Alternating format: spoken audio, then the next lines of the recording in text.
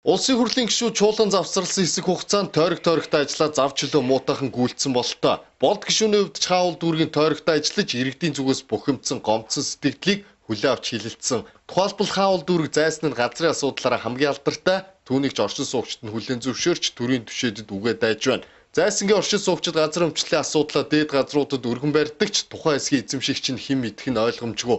Нэг талаас байгаль орчин ногоогчлын яам аялал жуулчлалын чиглэлээр хөгжүүлнэ гэснээрээ их мэдгч болж нөгөө талд нийслэлийн удирдлагууд дүүрэг гэдэг утгаар нь орон нутгийн нэгжээр хүлээн авч асуудлыг хоёр тийш нь шилжүүлснээр өнөөдөр санал гомдлын загтал эзэндээ хаяглагдаж очтгүй байна. Гэтэл зайсан луу гүүр давж бүтээн байгуулалт эрчимжиж хагас зууны хугацаанд ажиллаж амьдарч ирсэн оршин суугчид баталгаат газаргүй байхад хөрөнгөтний үзэлд ирэх бүхий бичиг баримтууд овоордгийг хатуу шүмжилсэн. Тиймээс улсын хурлын гишүүн болдод үгээд дайж цаашдаа анхаарч ажиллахыг үүрэг чиглэл болголоо. Мөн нөгөө төгөр сургууль цэцэрлэгийн асуудал энэ хэсэгт хүндхэн байгааг учирлаж яаралтай шийдвэрлэж өгөхийг хүслээ.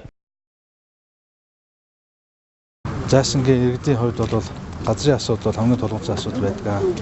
Тэгээ энэ бол сая уулзалтын үеэр бол хамгийн хурц асуудал болж олон талаас яригдж байна. Тэгээ одоо улсын хурл дээр бид газар өмчлийн тухай хуулиа өргөн бариад 2 жил гаруй болж байгаа. Одоо газрын багц хуультай хамт энэ хууль хэлэлцэж батлагдах ёстой. Энэ бол үнэхээр зөвхөн манай хамгуулагч биш, ерөөсөө Монгол улсын иргэн бүрт хамаарах хамгийн давим чухал асуудал гэдгийг олон болгоо ойлгож байгаа. Тэгээ энийг бол манай их хурлын гишүүдээс дэмжиж хуулийг хэлэлцэж гаргаж өгөх хаа гэж найдаж. Тэгээ одоо бол бидний хувьд бол үнэхээр хамгийн их тулгамж байгаа асуудал бол эмнэлэг, сургууль, боловсрол, цэцэрлэгийн хангамж, заман одоо нийгмийн хамгааллын олон асуудлуудыг өнөөдөр шийдвэрлэх юм зайлшгүй шаардлага байгаа.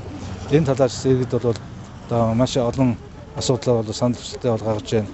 Тэгэхээр энэ дээр бол улсын хурл дээр одоо хийцэгдэх асуудлууд, бодлого, хуулиуд энэ бүгдээр одоо их хурлын гишүүд бид одоо идэвхтэй ажиллаж иргэдийнхээ саналыг тусгах тал дээр бол санаачтай ажиллах болно гэдгийг хэлмээр байна.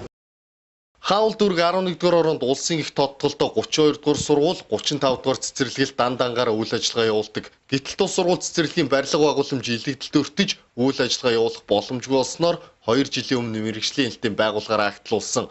Үүнээс нь болоод олон ч хүүхдүүд хичээл сургууль завсардаж, хэсэг бүлгэнд шилжин суралцаж, сурч мэдхийн хүслэнд хүүхдүүд хол замд гардаг болсон гин.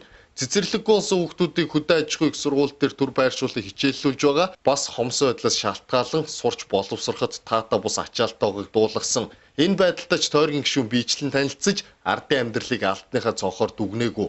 Тиймээс үлдсэн хугацаанд сургууль цэцэрлэгийн хүрэлцэн хангамжийн асуудалд идэвхтэй ажиллахаа мэдэгдэж оршин суугчдад амлалт өгч байна. Эндээс амар өсгөлөө.